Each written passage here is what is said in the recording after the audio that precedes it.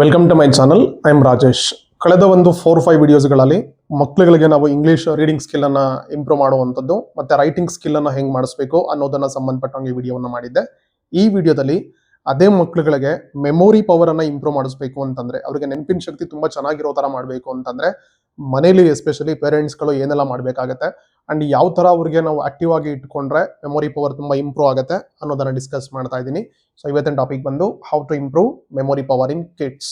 ತುಂಬಾ ಮೆಮೊರಿ ಇರುತ್ತೆ by birth, but ನಾವು ಅದನ್ನ ಹೆಂಗ್ ಟ್ಯೂನ್ ಮಾಡ್ತೀವಿ, ಅದನ್ನ ಹೆಂಗ್ ಶೇಪ್ ಮಾಡ್ತೀವಿ, ಹೆಂಗ್ ಪ್ರಾಕ್ಟೀಸ್ ಮಾಡ್ತೀವಿ ಅನ್ನೋದ್ರ ಮೇಲೆ ಅವ್ರದ್ದು ಐಕ್ಯೂ ಪವರ್ ಮತ್ತೆ ಮೆಮೊರಿ ಪವರ್ ಎಲ್ಲ ಹೆಂಗಾಗುತ್ತೆ ಅನ್ನೋದು ಡಿಪೆಂಡ್ ಆಗುತ್ತೆ. ಓಕೆ, ಫಸ್ಟ್ ಪಾಯಿಂಟ್ ಏನು ಅಂತಂದ್ರೆ ವಿಜುವಲ್ ಅಸೋಸಿಯೇಷನ್ ಅಥವಾ ದೃಶ್ಯೀಕರಣ. ಹಂಗಂದ್ರೆ ಈಗ ಸಿಂಪಲ್ ಆಗಿ ಅರ್ಥ ಮಾಡ್ಕೊಳ್ಳಿ. ನಾವ್ ಯಾವ್ದಾದ್ರು ಒಂದು ಕಥೆಯನ್ನ ಕೇಳಿದ್ವಿ ಅಂತಂದ್ರೆ ಸಮ್ಟೈಮ್ಸ್ ಮರ್ತೋಗ್ಬಿಟ್ಟಿರುತ್ತೆ ಅದು, ಅಥವಾ ಓದಿದ್ವಿ ಅಂದ್ರೆ ಮರ್ತೋಗ್ಬಿಟ್ಟಿರುತ್ತೆ. ಒಂದು ಸಿನಿಮಾವನ್ನ ನೋಡ್ತೀವಿ ಅಂತಂದ್ರೆ scene by scene, dialogue by dialogue ತುಂಬಾ ಚೆನ್ನಾಗಿ ನಮಗೆ ರಿಜಿಸ್ಟರ್ ಆಗಿರುತ್ತೆ. ಈ ಸೀನಲ್ಲಿ ಹಿಂಗೆ ಆಯ್ತು, ಇವಾಗ ಹೀರೋ ಈ ಡೈಲಾಗ್ ಹೊಡ್ದ, ಹೀರೋರ್ ಅಪ್ಪ ಈ ಡೈಲಾಗ್ ಹೇಳ್ದ, ಹೀರೋಯಿನ್ ಹಿಂಗ್ ಅಂದ್ಲು, ಈ ತರದ್ದೆಲ್ಲ ನಮ್ಗೆ ನೆನಪಿರುತ್ತೆ. ಯಾಕೆ ನೆನಪಿರುತ್ತೆ ಅಂತಂದ್ರೆ ಅಕಾರ್ಡಿಂಗ್ ಟು ಸೈಕಾಲಜಿ ನಮ್ದು ಬ್ರೈನ್ ಕೆಪಾಸಿಟಿ ಇದೆಯಲ್ಲ, ಆ ನಾವು ಮಾತಾಡಿದ್ದನ್ನ ಅಥವಾ ಓದಿದ್ದನ್ನ ಸ್ಟೋರ್ ಮಾಡ್ಕೊಳ್ಳೋದಕ್ಕಿಂತ ಸ್ಟ್ರಾಂಗ್ ಆಗಿ ಇನ್ನು 10-20 ಪಟ್ಟು ಜಾಸ್ತಿ ಆಗಿ ನಾವು ನೋಡಿದ್ದನ್ನ ಸ್ಟೋರ್ ಮಾಡ್ಕೊಳ್ಳುತ್ತೆ. ಬಟ್ ಎಗೈನ್ ನೋಡೋದು ಅಂತ ಬಂದಾಗ ನಾವು ಎಷ್ಟು ಮಟ್ಟಿಗೆ ಕೀನ್ ಆಗಿ ಅಬ್ಸರ್ವ್ ಮಾಡಿ ನೋಡ್ತೀವಿ ಅನ್ನೋದು ಕೂಡ ಮ್ಯಾಟರ್ ಆಗುತ್ತೆ. ಫಾರ್ ಎಕ್ಸಾಂಪಲ್, ಇವಾಗ ನಾವು ಡೈಲಿ ರೋಡ್ನಲ್ಲಿ ಓಡಾಡ್ತಾ ಇರ್ತೀವಿ, ಹೋಗಿ ಬಂದು ಮಾಡ್ತಾ ಇರ್ತೀವಿ ಒಂದೇ ರೋಡ್ನಲ್ಲಿ, ಒಂದು ಸಿಗ್ನಲ್ ಇರುತ್ತೆ ಅಂತ ಅನ್ಕೊಳ್ಳಿ. ಕೆಲವೊಂದ್ ಕಡೆ ಸಿಗ್ನಲ್ ಪೋಲ್ಗಳಿರುತ್ತಲ್ವಾ, ಅದು ಲೈಟ್ ಅನ್ನು ಹಾಕುವಂತ ಕಂಬಗಳಿರ್ತಾವಲ್ಲ, ಕೆಲವೊಂದ್ಸಲಿ ಲೆಫ್ಟ್ ಸೈಡ್ ಇರುತ್ತೆ, ಕೆಲವೊಂದ್ಸಲಿ ಮಧ್ಯದಲ್ಲಿ ಇರುತ್ತೆ, ಕೆಲವೊಂದ್ಸಲಿ ರೈಟ್ ಸೈಡ್ ಇರುತ್ತೆ, ಹೆಂಗೆಂಗೋ ಇರುತ್ತೆ, ಎಲ್ಲ ಕಾಮನ್ ಆಗಿರಲ್ಲ. ಬಟ್ ನಾವು ಅಬ್ಸರ್ವೇ ಮಾಡಿಲ್ಲ ಅಂತಂದ್ರೆ ತಕ್ಷಣಕ್ಕೆ ಯಾರನ್ನಾದ್ರೂ ಕೇಳಿದ್ರೆ ನಮ್ಮನ್ನ ಒಂದ್ಸಲಿ ಅವಾಗ ನೆನಪಿಸ್ಕೋಬೇಕಾಗತ್ತೆ, ನಮ್ಮದು ಆ ಸೈಡ್ ಇದೆಯಾ ಈ ಸೈಡ್ ಇದೆಯಾ ಅಂತ ಹೇಳಿ. ಬಿಕಾಸ್ ನೋಡ್ತಾ ಇರ್ತೀವಿ ಬಟ್ ನಮ್ಗೆ ಅದನ್ನ ನೆನಪಿಸ್ಕೋಬೇಕು ಅಥವಾ ನೆನ್ಪಿಟ್ಕೋಬೇಕು, ಮೆಮೊರೈಸ್ ಮಾಡಬೇಕು ಅನ್ನೋ ಕಾನ್ಸೆಪ್ಟೇ ಇರಲ್ಲ, ನೆಸೆಸಿಟಿ ಇರಲ್ಲ. ಸೊ ಹಂಗಾಗಿ ನೋಡಿದ್ದೆಲ್ಲವೂ ಕೂಡ ನೆನಪಿರುತ್ತೆ ಅನ್ನೋದು ಕೂಡ ಸತ್ಯ ಅಲ್ಲ. ಬಟ್ ನೋಡಿದ್ದನ್ನ ನಾವು ಎಷ್ಟು ಸ್ಟ್ರಾಂಗ್ ಆಗಿ ನೋಡ್ತಾ ಇದೀವಿ, ಅದನ್ನ ರಿಜಿಸ್ಟರ್ ಮಾಡ್ಕೋಬೇಕು ಅಂತಾನೆ ನೋಡ್ತಾ ಇದೀವಿ, ನೆನ್ಪಿಟ್ಕೋಬೇಕು ಅಂತಾನೆ ನೋಡ್ತಾ ಇದೀವಿ ಅಂತ ನಾವು ನೆನಪಿಸ್ಕೊಳ್ತೀವಲ್ಲ, ಅದು ಮ್ಯಾಟರ್ ಆಗುತ್ತೆ. ಆ ತರ ನಾವು ಮಕ್ಳುಗಳನ್ನ ಫಸ್ಟ್ ಪ್ರಾಕ್ಟೀಸ್ ಮಾಡ್ಬೇಕಾಗತ್ತೆ. ಇಲ್ಲಿ ಇಮೇಜ್ ಅಲ್ಲಿ ನೋಡ್ತಾ ಇದ್ದೀರಿ ನೀವು, ಎ ಫಾರ್ ಆಪಲ್ ಅಂತ ಸುಮ್ಮನೆ ನಾರ್ಮಲಿ ಹೇಳ್ಕೊಡ್ತೀವಲ್ಲ ನಾವು, ಅದನ್ನ ರಿಯಲ್ ಆಪಲ್ ಅನ್ನ ಅವ್ರಿಗೆ ತೋರಿಸಿದ್ರೆ, ರಿಯಲ್ ಆಪಲ್ ಆಗ್ಬೇಕು ಅಂತಾನೆ ಇಲ್ಲ ಅಲ್ಲಿ, ಅಥವಾ ನೀವು ಪ್ರತಿ ಸಲ ಹೇಳುವಾಗ ನೀವು ಹೇಳಿದ್ನೆಲ್ಲ ರಿಯಲ್ ವಸ್ತುಗಳನ್ನೇ ತಂದ್ಕೊಡಕ್ ಆಗಲ್ಲ. ಇವಾಗ ಎ ಫಾರ್ ಏರೋಪ್ಲೇನ್ ಅಂತ ಹೇಳ್ಬಿಟ್ಟು ಅಲ್ಲಿ ನಾವು ಏರೋಪ್ಲೇನ್ ತಗೊಂಡ್ ಬಂದು ಮನೇಲಿ ಇಟ್ಕೊಳಕ್ ಆಗತ್ತಾ? ಇಲ್ಲ. ಸೊ ಅದಕ್ಕೆ ಇನ್ನೊಂದು ಮೆಥಡ್ ಇದೆ, that is called flash cards. Okay, normally ಎಲ್ಲ ಇದನ್ನ ಯೂಸ್ ಮಾಡ್ತೀರಾ ಅಂತ ಅನ್ಕೊಂಡಿದ್ದೀನಿ ಮನೇಲಿ ಮಕ್ಳುಗಳಿದ್ರೆ. ಫ್ಲಾಶ್ ಕಾರ್ಡ್ಸ್ ಅಂದ್ರೆ ಏನು ಅಂದ್ರೆ, ನೀವು ಇಲ್ಲಿ ನೋಡ್ತಾ ಇದೀರಿ ಅಲ್ವಾ, ಡಿಫ್ರೆಂಟ್ ಸಬ್ಜೆಕ್ಟ್ಸ್ ಗಳಿಗೆ ಸಂಬಂಧಪಟ್ಟಂಗೆ ಕಾರ್ಡ್ಸ್ ಗಳಿರ್ತವೆ. ಅದನ್ನೇ ಒಂದು ಚಿಕ್ಕದು ಬುಕ್ ತರ ಮಾಡಿರ್ತಾರೆ. ಕೆಲವೊಂದು ಸ್ವಲ್ಪ ಕ್ರಿಯೇಟಿವ್ ಆಗಿರುವಂತ ಪೇರೆಂಟ್ಸ್ಗಳು, ಎಸ್ಪೆಷಲಿ ಅಮ್ಮಂದ್ರಿದ್ರು ಅಂತಂದ್ರೆ ಅವರೇ ಮನೇಲಿ ಡ್ರಾಯಿಂಗ್ ಶೀಟ್ ತಗೊಂಡ್ ಬಂದು ಕಟ್ ಮಾಡಿ ಎಲ್ಲಾನು ಮಾಡಿರ್ತಾರೆ. ಸೊ ಈ ತರ ಇವಾಗ ಓವಲ್ ಅಂದ್ರೆ ಎಗ್ ಶೇಪ್ ಈ ತರ ಇರುತ್ತೆ ಅಂತ ಹೇಳೋ ಬದಲಾಗಿ ಅದನ್ನ ನಾವು ತೋರಿಸಿದ್ರೆ ಏನಾಗುತ್ತೆ, ಮಕ್ಳುಗಳಿಗೆ ಚೆನ್ನಾಗಿ ರಿಜಿಸ್ಟರ್ ಆಗುತ್ತೆ. ಓವಲ್ ಅಂದ್ರೆ ಹಿಂಗಿರುತ್ತೆ, ಅದೇ ನೋಡಿ ಸರ್ಕಲ್ ಅಂದ್ರೆ ಹಿಂಗಿರುತ್ತೆ. ಅಥವಾ ನಾವು ಯಾವುದೇ ವೆಹಿಕಲ್ಸ್ ಟೈರ್ಗಳನ್ನ ನೋಡಿದ್ರೆ ಎಲ್ಲ ಟೈರ್ಗಳು ಕೂಡ ಸರ್ಕಲ್ ಶೇಪ್ ಅಲ್ಲೇ ಇರುತ್ತೆ. ಅದು ಬೈಕ್ ಟೈರ್ ಆಗಿರ್ಲಿ, ಕಾರ್ ಆಗಿರ್ಲಿ, ಏನಾದ್ರೂ ಆಗಿರ್ಲಿ ಅದು. ಸೊ ನಾವು ಸರ್ಕಲ್ ಅಂದ್ರೆ ಹೀಗಿರುತ್ತೆ ಅಂತ ಹೇಳೋ ಬದಲಾಗಿ ಇದು ಹಿಂಗೆ ಅಂತ ನಾವು ತೋರಿಸಿದ್ರೆ ಏನಾಗುತ್ತೆ, ಮಕ್ಳುಗಳಿಗೆ ರಿಜಿಸ್ಟರ್ ಆಗುತ್ತೆ. ಸರ್ಕಲ್ ಅಂದ್ರೆ ಹಿಂಗೆ ಇರುತ್ತೆ, ಇದೇ ಶೇಪ್ ಇರುತ್ತೆ ಅಂತ ಹೇಳಿ. ಸೊ ಈ ಮೆಥಡ್ ಅನ್ನ ಯೂಸ್ ಮಾಡ್ಕೊಳ್ಬಹುದು. ಅದೇ ತರ ನೋಡಿ ಶೇಪ್ಗಳು ಬಂದಾಗ ಇಲ್ಲಿ ಸ್ಕ್ವೇರ್ ಹೆಂಗಿರುತ್ತೆ ಅಥವಾ ರೆಕ್ಟ್ಯಾಂಗಲ್ ಹೆಂಗಿರುತ್ತೆ, ಟ್ರಯಾಂಗಲ್ ಹೆಂಗಿರುತ್ತೆ. ಸೊ ಈ ತರದ್ನೆಲ್ಲ ಹೇಳ್ಕೊಟ್ರೆ ಏನಾಗುತ್ತೆ, ಅವ್ರಿಗೆ ಚೆನ್ನಾಗಿ ರಿಜಿಸ್ಟರ್ ಆಗುತ್ತೆ. ಸೊ ಇಲ್ಲೊಂದಷ್ಟು ಫ್ಲಾಶ್ ಕಾರ್ಡ್ಸ್ ಇಮೇಜ್ ಅನ್ನ ಹಾಕಿದೀನಿ, ಇನ್ನೊಂದಷ್ಟು ಇಮೇಜಸ್ಗಳು ಈ ಕಡೆ ಇದಾವೆ.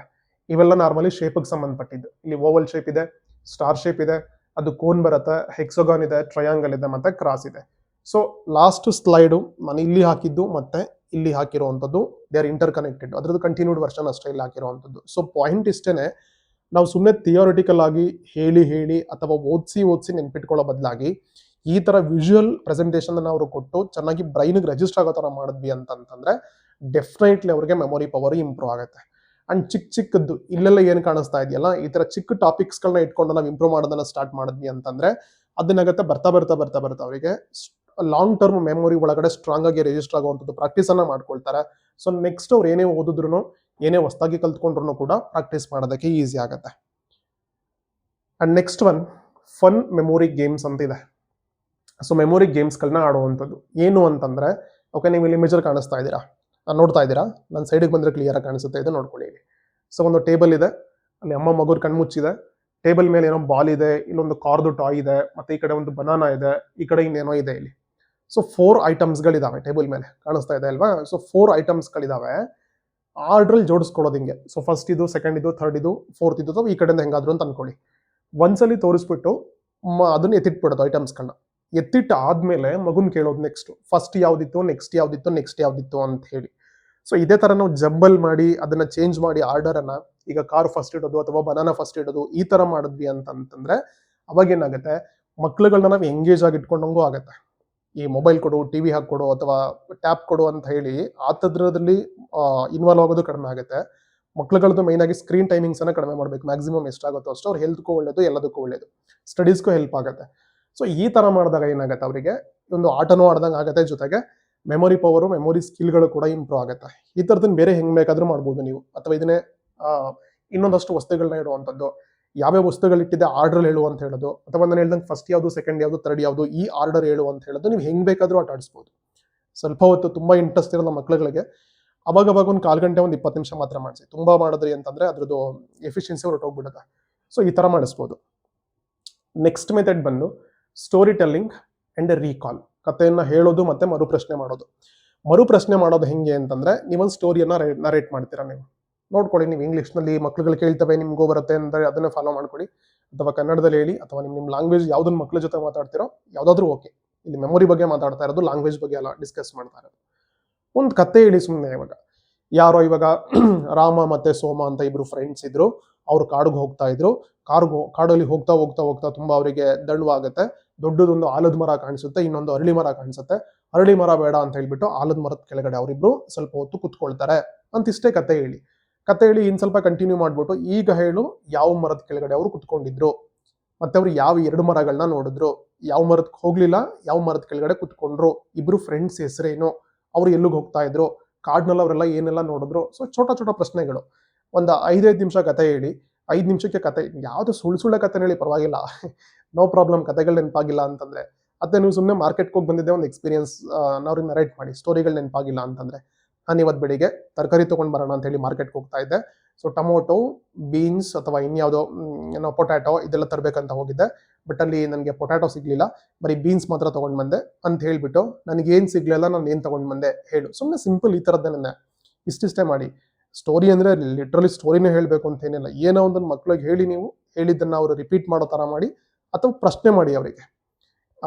ಅವರೇ ಪೂರ್ತಿ ಸ್ಟೋರಿಯನ್ನ ನರೇಟ್ ಮಾಡ್ತಾರೆ ಅನ್ನಂಗಿದ್ರೆ ಮಾಡ್ಲಿ, ಕಷ್ಟ ಆಗತ್ತೆ. ಅಟ್ಲೀಸ್ಟ್ ಈ ತರ ಚೋಟ ಪ್ರಶ್ನೆಗಳನ್ನ ಕೇಳಿ, ಅವ್ರ ಕಡೆಯಿಂದ ನೀವು ಆನ್ಸರ್ ಅನ್ನ ಎಕ್ಸ್ಪೆಕ್ಟ್ ಮಾಡ್ತಾ ಇದ್ದೀರಿ ಅಂತಂದ್ರೆ ಅವ್ರು ಆಕ್ಟಿವ್ ಆಗಿ ಕೇಳಿಸ್ಕೋತಾರೆ, ಜೊತೆಗೆ ಮೆಮೊರಿ ಪವರ್ ಕೂಡ ಇಂಪ್ರೂವ್ ಆಗುತ್ತೆ. ಆಮೇಲೆ ಡೈಲಿ ಮಾಡಬೇಕು ದಿನ ಅಂತ ಎಕ್ಸ್ಪೆಕ್ಟ್ ಮಾಡ್ಕೋಬೇಡಿ.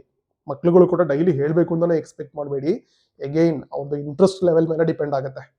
ತುಂಬಾ ಹೊತ್ತು ಅದನ್ನ ಹಿಡಿದಿಟ್ಕೊಳ್ಳೋದು ಕಷ್ಟ ಇದೆ ಮಕ್ಳುಗಳನ್ನ. ಕಾನ್ಸಂಟ್ರೇಟ್ ಅನ್ನ ಆ ಕಡೆ ಕಾನ್ಸಂಟ್ರೇಷನ್ ಫೋಕಸ್ಡ್ ಆಗಿ ಇಟ್ಕೊಳ್ಳೋ ಅಂಥದ್ದು.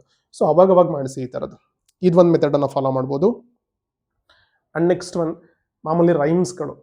ಈಗ ನೀವು ಇಂಗ್ಲೀಷು, ಕನ್ನಡದ್ದು ಯಾವ ಲ್ಯಾಂಗ್ವೇಜ್ ಆದ್ರೂ ಆಗಿರಲಿ, ಅದನ್ನ ಸುಮಾರು ರೈಮ್ಸ್ಗಳು ಬಂದಿದ್ದಾವೆ. ನಿಮ್ಗೆ ಗೊತ್ತಿದ್ರೆ ಹೇಳ್ಕೊಡಿ, ಅಥವಾ ಅಗೈನ್ ಕಿಡ್ಸ್ ರೈಮ್ಸ್ ಅಂತ ಕೊಟ್ಟರೆ ಯೂಟ್ಯೂಬ್ನಲ್ಲಿ you can get plenty of rhymes. ಕನ್ನಡದು, ಇಂಗ್ಲೀಷ್ದು ಎಲ್ಲ ಬರುತ್ತೆ. ಏನೋ ಒಂದು ಇನ್ಫಾರ್ಮೇಷನ್ಸ್ ಅನ್ನ ಈಗ ಸಂಡೇ, ಮಂಡೇ, ಟ್ಯೂಸ್ಡೇ ಅಂತ ಹಿಂಗೆ ಹೇಳ್ಕೊಡೋ ಬದಲಾಗಿ ಅದನ್ನೇ ಒಂದು ರೈಮ್ ತರ, ಒಂದು ಪೊಯಮ್ ತರ ಹೇಳ್ಕೊಟ್ರೆ ಇನ್ನೂ ಚೆನ್ನಾಗಿ ನೆನಪಿರುತ್ತೆ ಅವರಿಗೆ. ಇದು ಒಂದು ಮೆಥಡ್ ಅನ್ನ ಫಾಲೋ ಮಾಡ್ಕೊಳ್ಬಹುದು, ರೈಮ್ಸ್ಗಳನ್ನ ಹೇಳಿ ಅಭ್ಯಾಸ ಮಾಡಿಸುವಂಥದ್ದು. And last one, very important, nutritious food and deep sleep. That is very important. Because ಅಲ್ಲಿ ಬ್ರೈನ್ ರೆಸ್ಟ್ ಅಲ್ಲಿ ಇರಬೇಕು, ಮತ್ತೆ ಬಾಡಿ ಕೂಡ ತುಂಬಾ ಹೆಲ್ದಿಯಾಗಿ ಇರಬೇಕು. ತುಂಬಾ ಜಂಕ್ ಫುಡ್ಸ್ಗಳನ್ನ ಕೊಡುವಂಥದ್ದು, ತುಂಬಾ ಆಯಿಲ್ ಫುಡ್ಸ್ ಅನ್ನ ಕೊಡುವಂಥದ್ದು, ಬೇಕರಿ ಐಟಮ್ಸ್ಗಳನ್ನ ಜಾಸ್ತಿ ತಿನ್ನಿಸುವಂಥದ್ದು, ಇದನ್ನ ಸ್ವಲ್ಪ ಅವಾಯ್ಡ್ ಮಾಡಿ. ಮ್ಯಾಕ್ಸಿಮಮ್ ಎಷ್ಟು ಸಾಧ್ಯನೋ ಅಷ್ಟನ್ನ ಅವಾಯ್ಡ್ ಮಾಡಿ. ಈ ತರದ್ದು ಡಯಟ್ ಅನ್ನ ಕೂಡ ಫಾಲೋ ಮಾಡಿದ್ರಿ, ಮತ್ತೆ ಚೆನ್ನಾಗಿ ಅವ್ರ ಮಕ್ಳುಗಳು ನಿದ್ದೆ ಮಾಡ್ತಾ ಇದ್ದಾರೆ ಅಂತಂದ್ರೆ ಬ್ರೈನ್ ಕೂಡ ರೆಸ್ಟ್ ಸಿಗುತ್ತೆ ಚೆನ್ನಾಗಿ, ಅಂಡ್ ಶಾರ್ಪ್ ಆಗುತ್ತೆ. ಸೊ ಹಂತವಾಗಿ ಒಂದೇ ದಿವಸಕ್ಕೆ, ಒಂದೇ ತಿಂಗಳಿಗೆ ಬಂದ್ಬಿಡ್ಬೇಕು, ಚೆನ್ನಾಗಿ ಇಂಪ್ರೂವ್ ಆಗ್ಬಿಡ್ಬೇಕು ಅಂತ ಎಕ್ಸ್ಪೆಕ್ಟ್ ಅನ್ನ ದಯವಿಟ್ಟು ಮಾಡಬೇಡಿ. ಹಂತವಾಗಿ ಇದನ್ನ ಫಾಲೋ ಮಾಡ್ತಾ ಹೋಯ್ತು ಅಂತಂದ್ರೆ ಡೆಫಿನೆಟ್ಲಿ ಅವ್ರದ್ದು ಮೆಮೊರಿ ಪವರ್ ತುಂಬಾ ಚೆನ್ನಾಗಿ ಇಂಪ್ರೂವ್ ಆಗುತ್ತೆ. ಸೊ ಇಷ್ಟನ್ನ ಫಾಲೋ ಮಾಡಿ. Thank you.